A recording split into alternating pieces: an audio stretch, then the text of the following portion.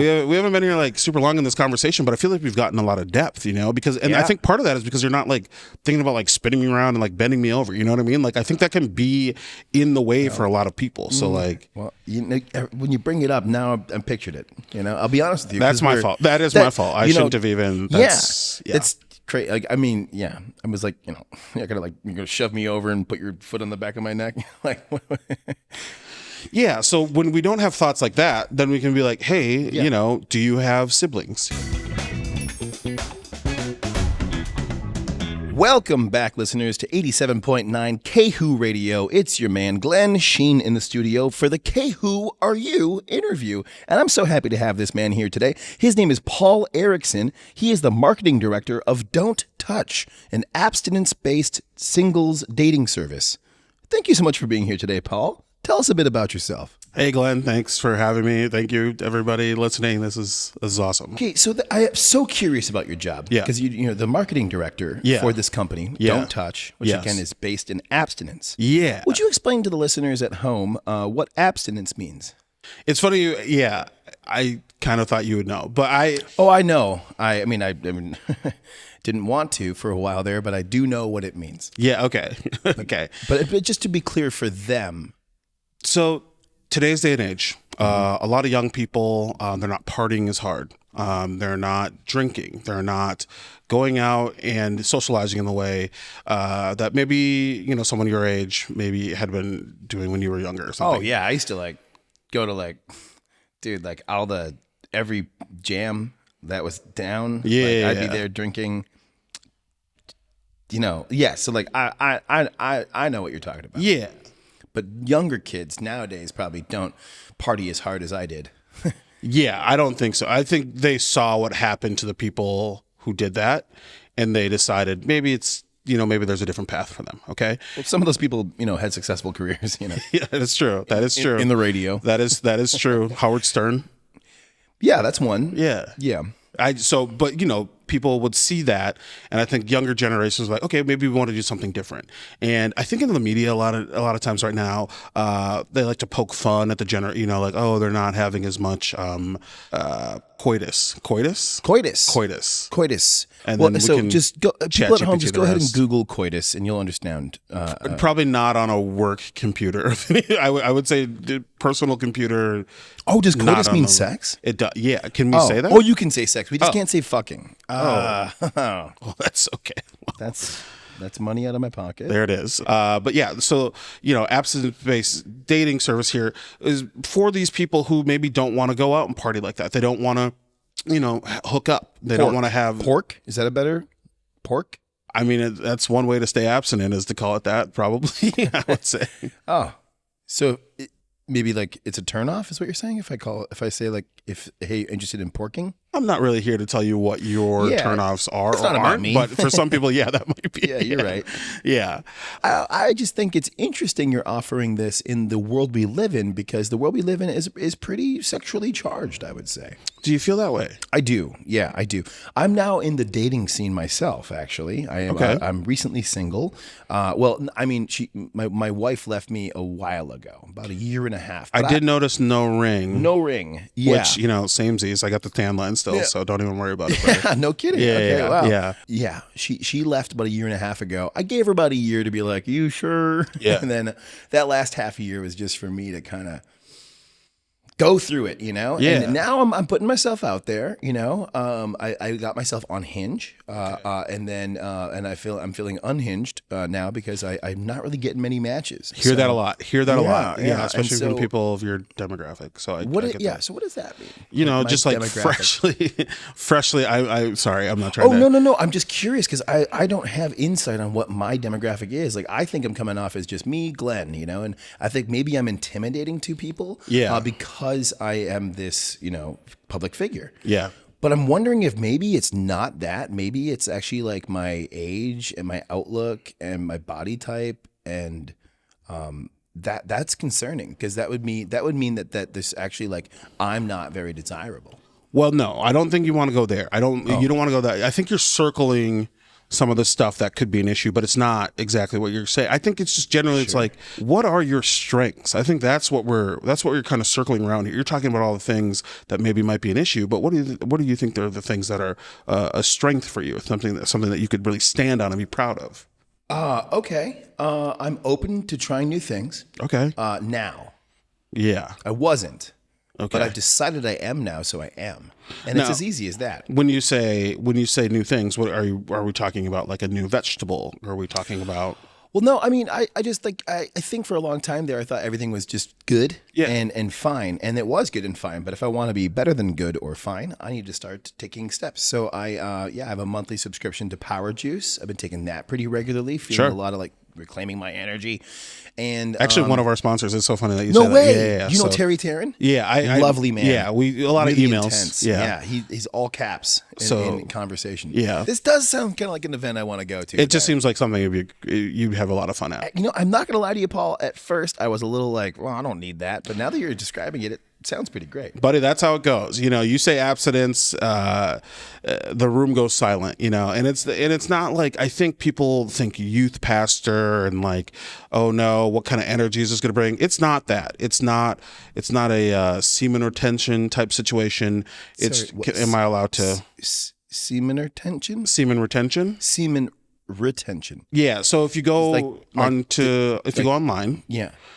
You type that into like YouTube, there's going to be a lot of like guys, again, who I hate to keep bringing this up, kind of look like you, honestly, who would kind of be like, you know what, here's why you need to retain your semen, you know, and then they think there's a lot of benefits to that. And you know, we subscribe to some of that, but we're not so in your face about it. You know what I mean? Fair. You're not in your face about semen? No. And I mean, I don't know about semen retention, but I've definitely put my semen in detention. It's like Kleenex, you know, like. Yeah, I agree. You have to stay after school. So you're not about that. We're about personal autonomy. Okay, we want you to feel comfortable. We want your mind to be. This is where some of the tenets of retention come to play. Is like, we want you to be free and clear. We don't want you to think about, you know, the sexual tension. We don't want you to think about what could happen.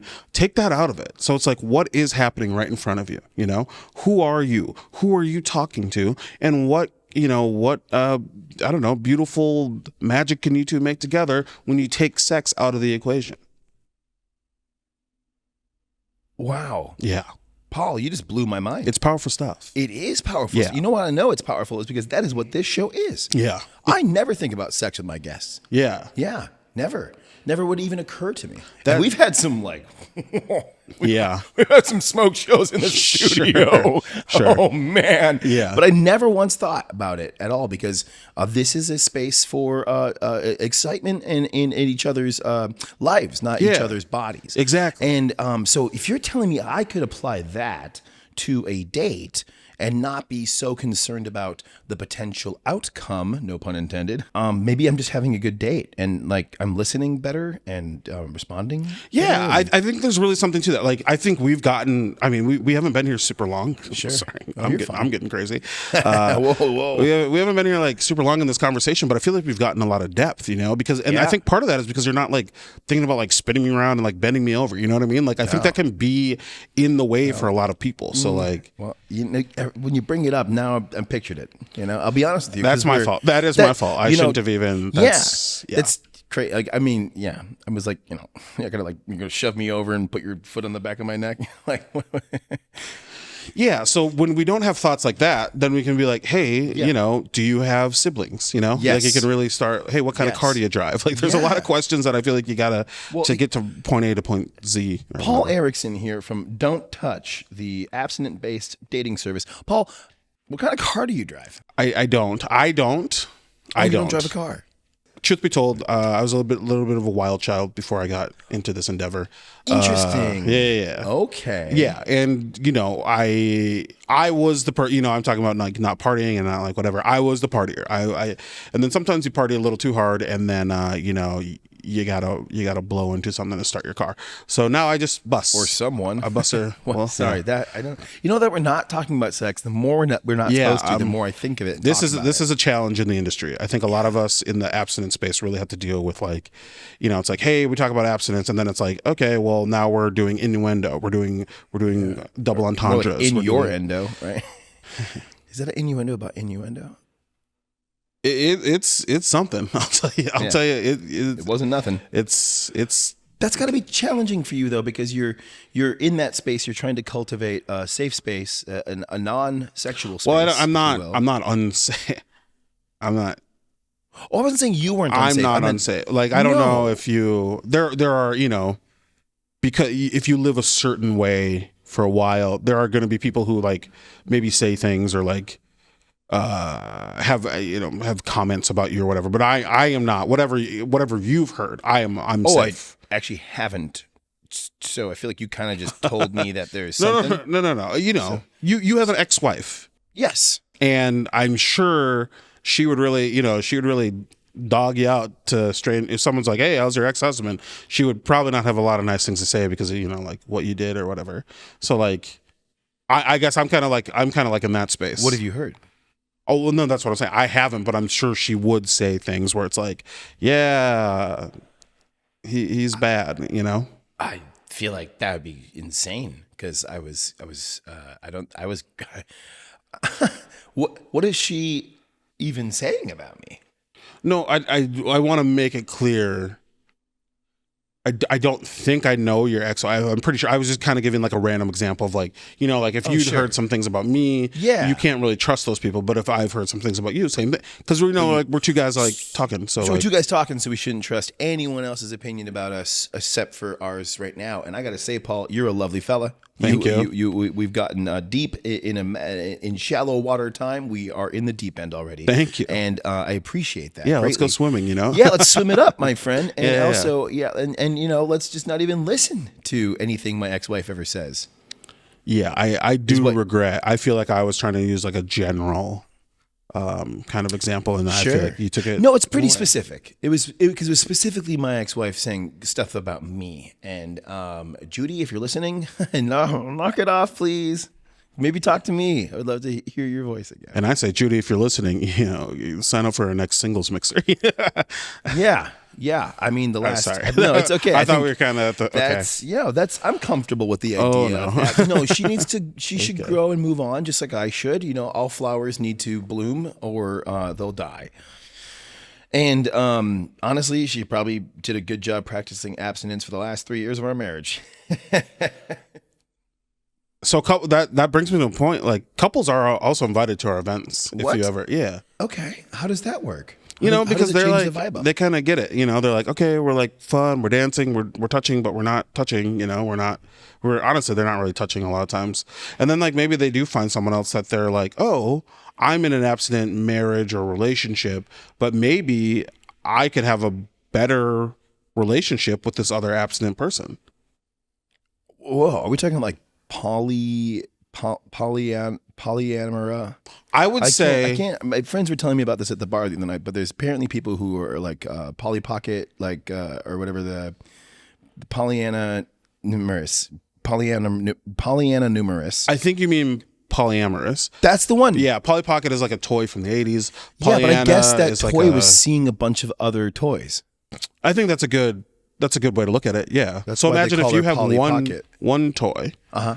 And then that toy, this might be the plot for Toy Story 5. God, I hope so. Yeah, Can't where it's wait. like one toy decides that they want to play with a bunch of different other toys. Yeah. And they can't. Okay, that's fair. That's fair. So if this were an abstinent relationship, let's say this couple's an abstinent relationship and this couple's an abstinent relationship, and they're dancing, they're drinking some power juice, they're feeling the vibe. You get it. The music's going good. That's right. And then they want to like go not have sex with each other. They could. Yeah. Huh. So that would just be kind of like hanging out. Now you get it.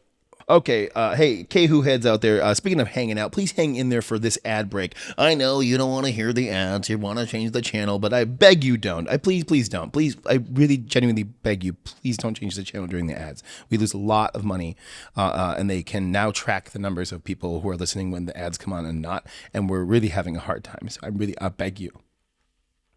Stay tuned in to 87.9 K-Who Radio. We'll be right back with Paul Erickson from Don't Touch. Okay, ad break, off air. How are you feeling? Is this okay? This I is great. feel like I'm going crazy. Like, are we okay?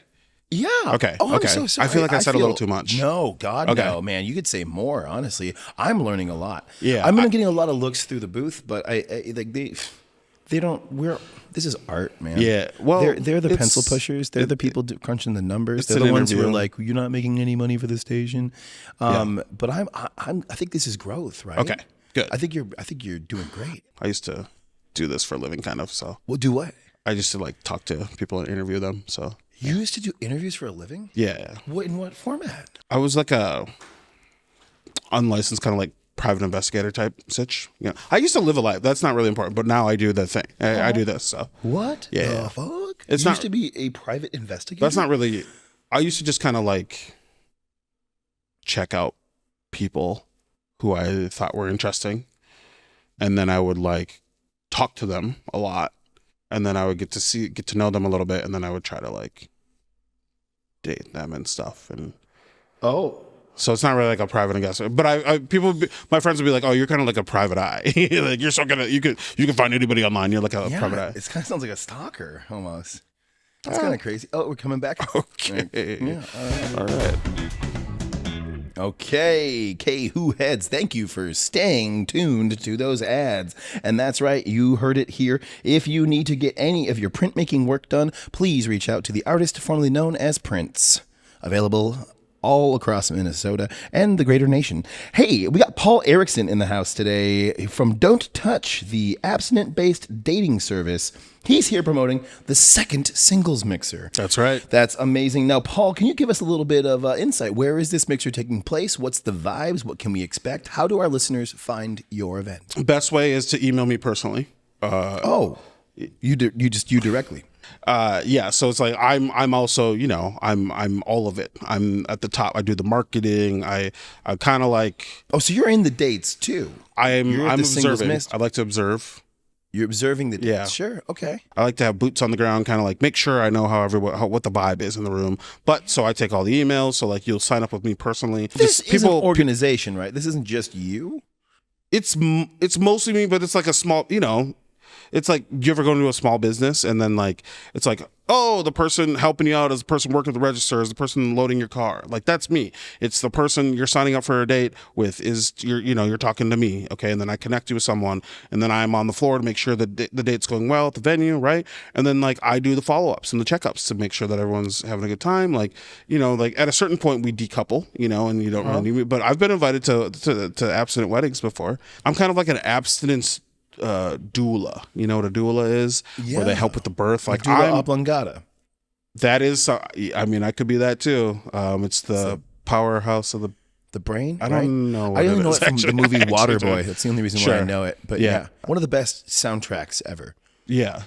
Paul Erickson, Don't Touch, abstinence-based dating service. Thank you so much for being in the studio today. Thanks for having me. We have one last bit of business, and that is the K-Who questionnaire. Love it. Just a couple of questions going to shoot from the hip. You just answer how you see fit best. These are questions sent in from our listeners, and some of them are just ChatGPT, but we'll find out the difference pretty soon here. Okay.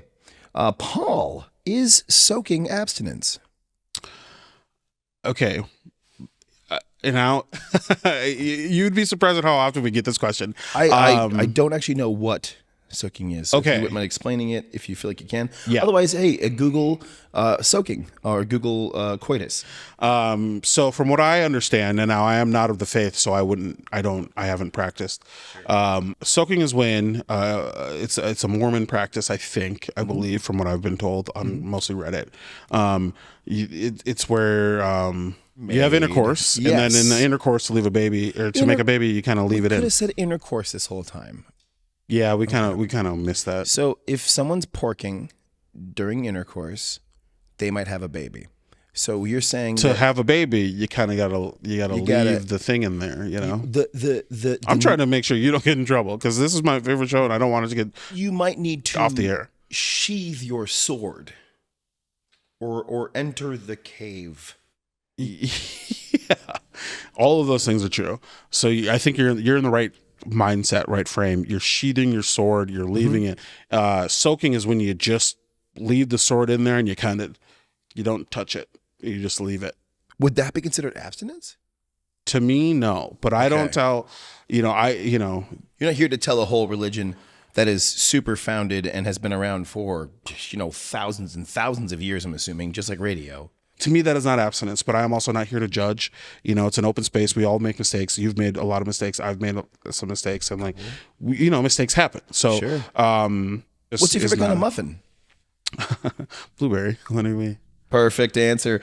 Well, hey, we had Paul Erickson here from Don't Touch, the abstinence-based dating service. So happy to have you in the studio today, Paul. And you know what? I will go ahead and on-air confirm that, yes, I will go to your next event. All right. You stay tuned, everybody. We're going to have Vinny Vinyl coming up with his Vinyl Hour. And if you want to listen to a rock block of AC/DC, go ahead and do it. Coming up right now.